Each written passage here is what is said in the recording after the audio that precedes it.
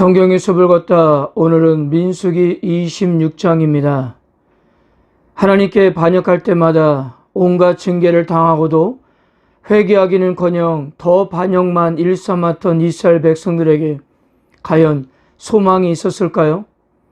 세상의 논리와 이치로 생각할 때는 이들에게 더 이상 기회를 주는 것은 큰 의미가 없어 보입니다.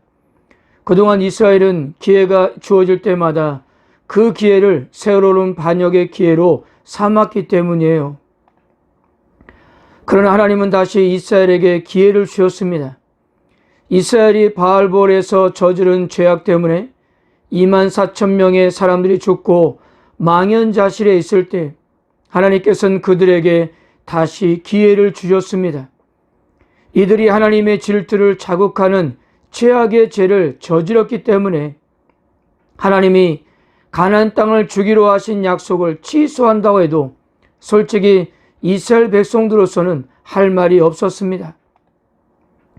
40년 전 이스라엘 백성들이 가나안 땅에 가까운 가데스 바네에 도착했을 때도 하나님의 약속을 믿지 않았던 그들에게 진노하심으로 광야 40년을 진위하지 않았습니까? 이번에는 가나안 땅과 강 하나를 두고 머물고 있는 상황에서 또다시 하나님의 진노를 일으켰습니다.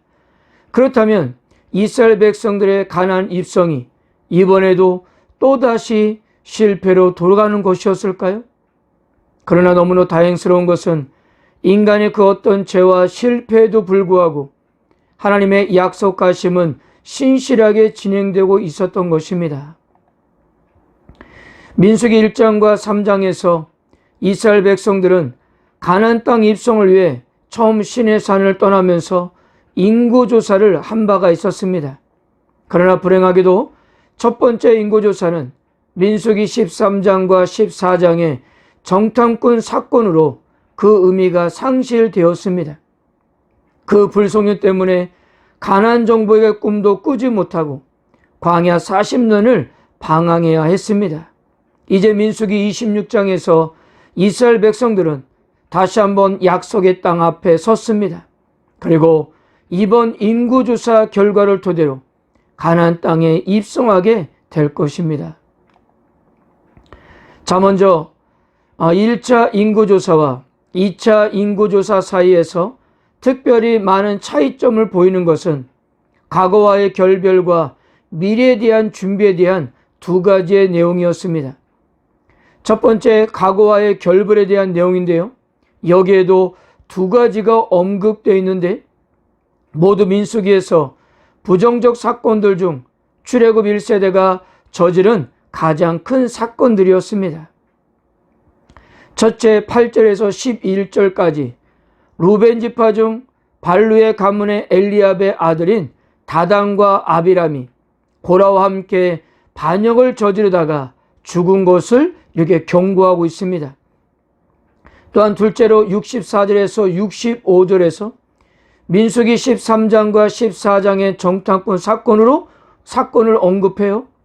출애굽 1세대의 사람들 중에 26장의 인구조사 때까지 생존한 사람은 갈렙과 여호수아 외에는 단 한 명도 없다는 것을 언급하면서 하나님의 말씀이 성취되었다는 사실을 강조하고 있습니다.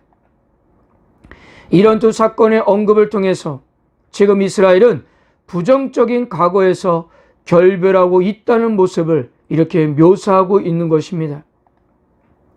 두 번째는 미래에 대한 준비 내용입니다. 이 역시도 두 가지입니다. 첫째 52절에서 56절에서 각 지파의 기업을 할당하는 원칙에 대한 하나님의 말씀은 가나안 정복을 기정사실화 해주고 있다는 점입니다.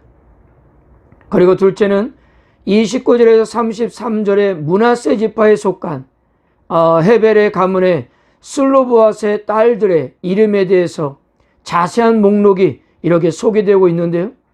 바로 이어지는 민수기 27장과 36장에서 이들에게 기업이 배분되는 것에 배경이 되고 있습니다.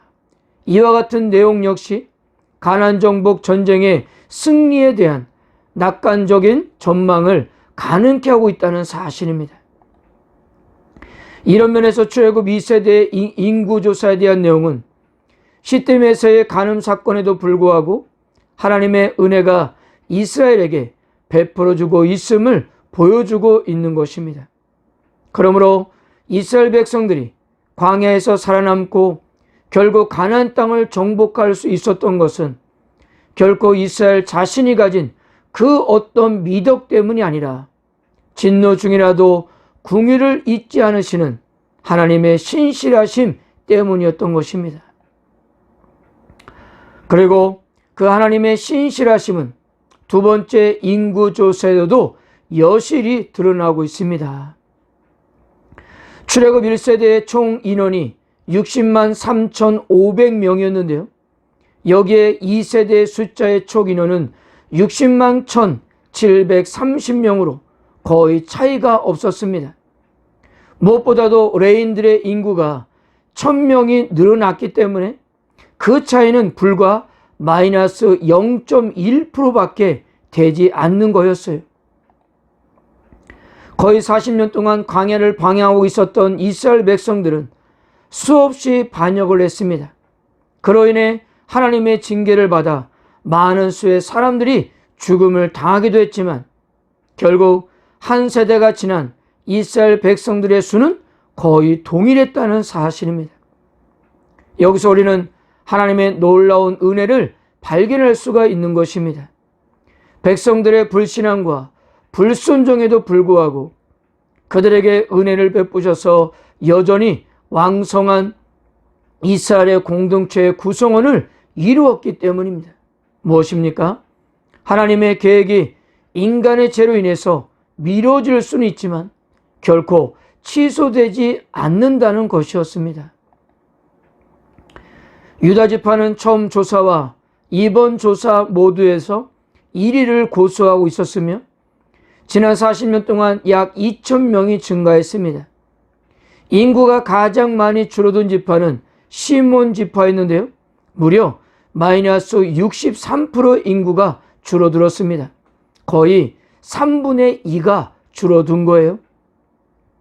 이것은 1차적으로 창세기 49장의 야곱의 예언이 이루어지는 과정이었고요.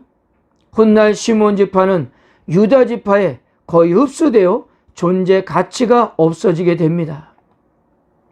그래서 어떤 학자는 민수기 25장에서 비느하스가 죽인 시므리가 시몬 지파 사람으로 그 사건으로 죽임을 당한 24,000명 중 거의 대부분이 시몬 지파 사람이었을 거라고 그렇게 이야기까지 했습니다.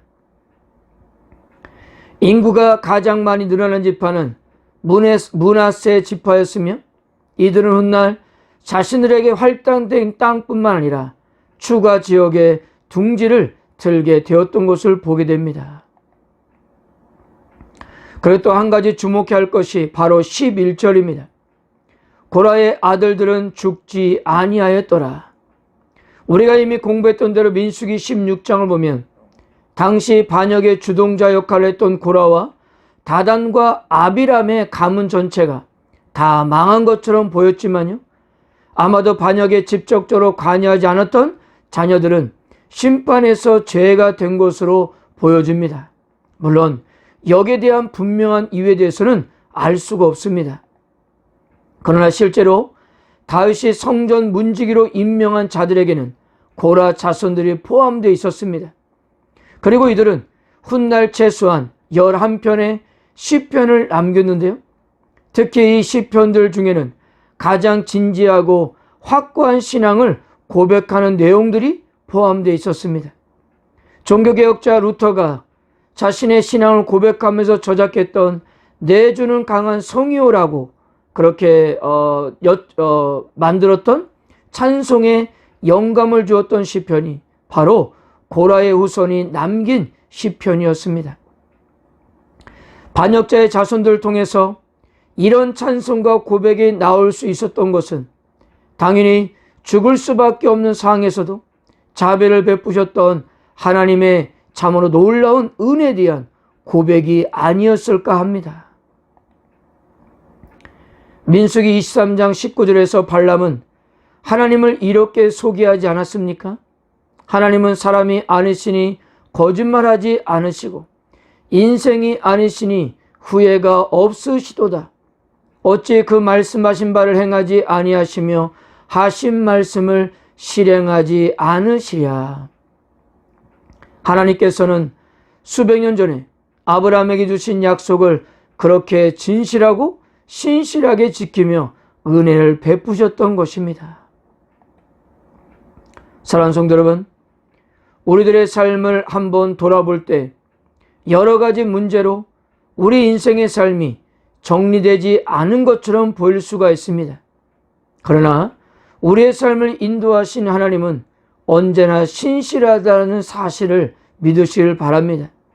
우리의 연약함을 들어 합력하여 선을 이루실 것이고요, 우리 삶을 한 채의 실수 없이 그렇게 인도할 것이기 때문입니다. 오늘 두 번째 인구조사를 통해 하나님께서는 그러한 그림을 우리가 보기를 원하십니다.